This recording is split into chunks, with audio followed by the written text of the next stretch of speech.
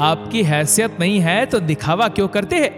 ये 101 रुपए के लिफाफे, सस्ती साड़ियां उपहार देकर रिश्तेदारों में हमारी नाक कटवाना चाहते हैं। सौम्या के पिता कुछ कहते इससे पहले, रहने दीजिए, हमें पता है आपकी हैसियत नहीं है, क्योंकि जिसकी हैसियत होती है उसे बोलने की जरूरत ही नहीं पड़ती है। वह अपने आप ही आगे बढ़ बढ़कर अपनी बेटी के लिए करता है। देखिए, छोटी बहू मधु के पिता ने बनारसी साड़ियां, चांदी के सिक्के, सोने के सेट रखे हैं हाथ में। कहते हुए समधन माधुरी जी इतराने लगी। सही कह रही हो माधुरी तुम। समधी जी, अपनी बेटी के लिए यहां पर अपनी इज्जत बचाने के नाम पर कर्जा लेकर दिखावा मत किया कीजिए। मेरी मानिए तो सब वापस ले जाइए। भरी सभा में दंभ से हंसते हुए समधी जी विनोद जी ने कहा। अपने समधी जी के ऐसे शब्द सुन दिवाकर जी को बहुत दुख हुआ। सोचा था बेटी के ससुराल वाले पढ़े लिखे भले लोग मिले हैं, पर ये तो गांव वालों से भी ज्यादा गए गुजरे हैं। मेरी बेटी कैसे इन लोगों के बीच रहती होगी, सोच सिहर उठे। हाथ के काम छोड़ सौम्या अपने माता पिता के पास आकर बोली, आज तक लड़के वाले कभी लड़की वालों से खुश हुए हैं भला? ये तो घर घर की कहानी है। पापा, जिसे हमसे खुश नहीं होना है वह हमसे कभी खुश नहीं होगा, इसलिए आप चिंता मत कीजिए, मैं सब संभाल लेती हूँ। आप बस अपनी सेहत का ध्यान रखें और जाकर खाना खा लीजिए। कहते हुए सौम्या चली गई। सौम्या सौरभ की शादी को 2 साल हो गए। घर में सास ससुर, छोटे देवर ननंद सभी थे। परिवार में खुशियां भरपूर थी। सौम्या बड़ी बहू थी, उसे खूब लाड प्यार मिला। उसने भी पूरे तन मन धन से पूरे घर को संभाल लिया। मगर धीरे धीरे समय के साथ वही प्यार कुछ फीका सा पड़ने लगा। शायद परिस्थितियां बदल गई थी या नए लोगों के आने से घर वालों के विचार। सौम्या के पिता दिवाकर जी एक रिटायर्ड सरकारी कर्मचारी है।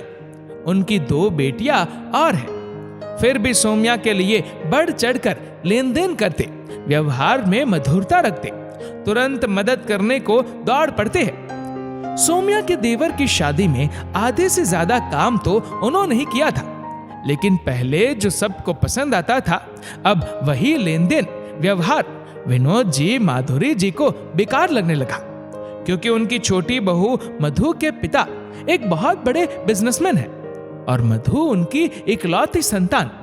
इसीलिए जब से शादी तय हुई तब से अब तक वे लोग लेन देन में बहुत महंगा सामान अपने समधी समधन को भेंट करते हैं, जिसके आगे सौम्या के पिता की भेंट उन्हें तुच्छ लगने लगी है। आज सौम्या की ननंद नीता की शादी है, जहां दिवाकर जी अपनी तरफ से भात लेकर आए हैं। उसी सामान को लेकर उसके सास ससुर दिवाकर जी से उनकी हैसियत याद दिलाकर टीका टिप्पणी कर रहे थे, जिसे सौम्या ने अपनी सूझबूझ से संभाल लिया। मगर कहीं ना कहीं उसे अपने पिता की बेइज्जती सहन नहीं हो रही थी। मगर कहते हैं जिंदगी का हर दिन एक जैसा हो जरूरी नहीं। जहां पैसों की चमक के आगे माधुरी जी और विनोद जी को दिवाकर जी का व्यवहार स्नेह दिखाई नहीं देता था, वहीं धीरे धीरे मधु के पिताजी ने अपने दामाद अजय को पूरी तरह अपने वश में कर लिया। एक दिन घर आकर देवर अजय ने ऐलान कर दिया कि वह मधु के साथ ऑस्ट्रेलिया शिफ्ट हो रहा है, वही अपने ससुर जी का व्यापार संभालेगा। पहले तो माधुरी जी को लगा, अच्छा है, पहली बार कोई परिवार में से विदेश जा रहा है, अब परिवार में कभी धन धान्य की कमी नहीं रहेगी। लेकिन ये क्या, अगले कुछ महीनों में ही सभी का व्यवहार बदल गया। जहां छोटी बहू मधु के पिता हर समय विनोद जी की पूछ परख करते थे, वे बेटी के विदेश जाते ही भूल गए। एक दिन विनोद जी ने अपनी तरफ से फोन कर हालचाल पूछा तो महेश जी बोले, क्यों आप मुझे फोन कर परेशान करते हैं? आपके पास तो कोई काम नहीं, मैं एक व्यस्त आदमी हूँ, व्यापार चलाता हूँ, यूं अपना कीमती समय बर्बाद नहीं करता। आइंदा बहुत जरूरी हो तो ही फोन कीजिएगा। कहते हुए फोन पटक दिया। उधर विदेश जाते ही बेटे बहू ने भी उन्हें पूछना छोड़ दिया। व्यस्तता का बहाना बनाकर फोन उठाना बंद कर दिया। यही सदमा विनोद जी सहन नहीं कर पाए। एक दिन अचानक उन्हें हार्ट अटैक आ गया, जिसके चलते उन्हें अस्पताल में भर्ती कराया गया।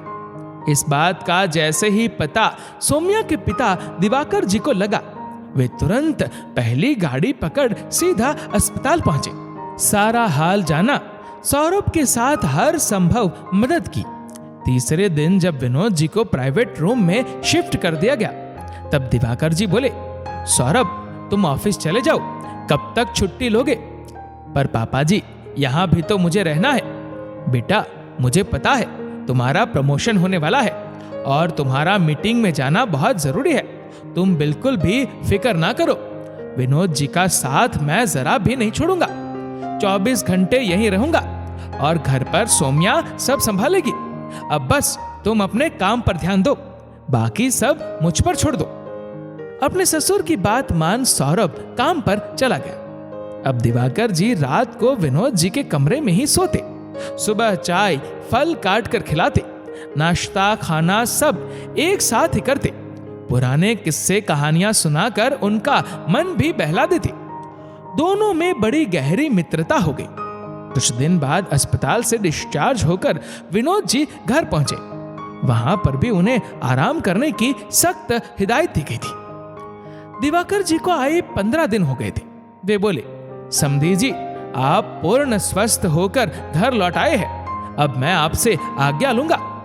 कहते हुए हाथ जोड़ने लगे।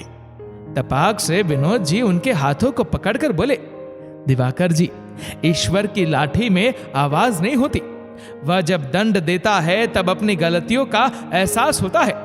समधी जी, मुझे माफ कीजिएगा। मैंने रिश्तों को पैसों में तोल दिया था, मगर मैंने अब जाना कि पैसों से ज्यादा व्यवहार मायने रखता है। मैंने आपकी हैसियत को लेकर कितना जलील किया, मगर आप फिर भी एक आवाज पर दौड़े चले आए। और एक तरफ जहां हमने पैसों की अहमियत की, उन लोगों ने एक फोन कर हालचाल पूछना भी ठीक ना समझा। और तो और मेरा अपना बेटा भी मुझे भूल गया है। साथ में माधुरी जी भी बोली, मुझे भी अपनी बोली विचार पर बहुत शर्मिंदगी है। मैंने कैसे आपके अमूल्य व्यवहार सहयोग को दिखावे का नाम दे डाला। तब दिवाकर जी बोले, मनुष्य की पहचान उसकी बोलचाल, रहन सहन और उसके व्यवहार से होती है। मनुष्य अच्छा है या बुरा है, इसके लिए कोई सर्टिफिकेट नहीं चाहिए। सच कहूं तो विश्वविद्यालय की पढ़ाई के लिए सर्टिफिकेट की जरूरत पड़ती है, लेकिन जीवन के विश्वविद्यालय में उसका व्यवहार ही प्रमाण पत्र होता है। इसलिए जो व्यक्ति व्यवहार कुशल होता है, उसके पास जीवन का सबसे बड़ा प्रमाण पत्र होता है। और जो व्यक्ति व्यवहार कुशल नहीं है, जिसे कुछ भी पता नहीं हो कि हमें किससे कैसा व्यवहार करना चाहिए, बड़े छोटों के साथ कैसा व्यवहार करना चाहिए, तो वह व्यक्ति मनुष्य दिखता जरूर है, लेकिन वह मनुष्य है ही नहीं। समझी जी, गरीब की जो जोली होती है, उसमें अमीर की दौलत से ज्यादा दुआएं होती है। छोड़ो ये अमीरी गरीबी, दिल की दुनिया में सब अमीर होते हैं। जो सिर्फ ले सबसे और न दे सके किसी को प्यार में, बस वही गरीब होते हैं। और आप ऐसी नकारात्मक बातें ना करें। अभी आप इतनी बड़ी परेशानी से उठे, अब से सिर्फ अच्छी सकारात्मक बातें कीजिए। देखना एक दिन सब ठीक हो जाएगा। और फिर मैं हूं ना, जिस दिन आवाज लगाएंगे दौड़ा चला आऊंगा अपने जवानी के किस्से सुनाने के लिए। दिवाकर जी की बात सुन चारों तरफ सभी लोग ठहाका मारकर हंसने लगे। तब वे बोले, बस ऐसे ही हंसते रहिए, दुख का क्या है, वह तो आता जाता रहता है। समधी जी, अमीर वो नहीं होते जिनके घर में खोखा और पेटी हो। अमीर तो वो होता है जिसका पूरा परिवार हंसता खेलता हो। ये हम पर निर्भर करता है, हम सामने वाले व्यक्ति को किस तरह से देखते हैं।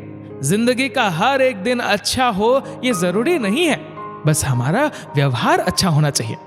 फिर हर दिन खुशियां हमारे आंगन में झूम कर आएंगी, क्योंकि कल का कोई भरोसा नहीं।